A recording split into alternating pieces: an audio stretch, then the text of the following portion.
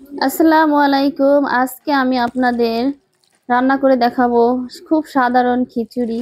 এই খিচুড়িটা আমার কাছে অনেক ভালো লাগে। এটাকে আমি নাম দিয়েছি বাংলা খিচুড়ি, কারণ এটা অনেক কম পরিমাণ মশলা দিয়ে রান্না করি।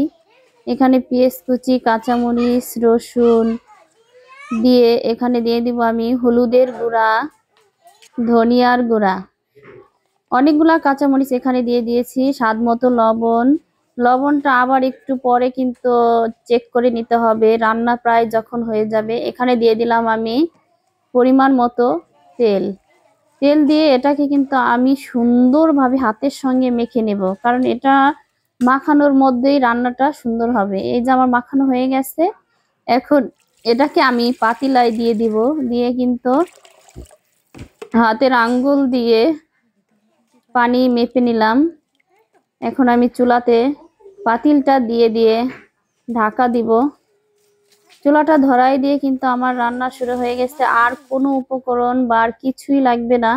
এই যে আমার খিচুড়ি রান্না হয়ে গেছে, অনেক ঝরঝরে খিচুড়ি হয়েছে। এখন কিন্তু খিচুড়িটা খাওয়ার পালা। প্লেটে আমি খিচুড়ি নিয়েছি ধনিয়ার পাতা আর জলপাইয়ের আচার। সবাই ভালো থাকবেন।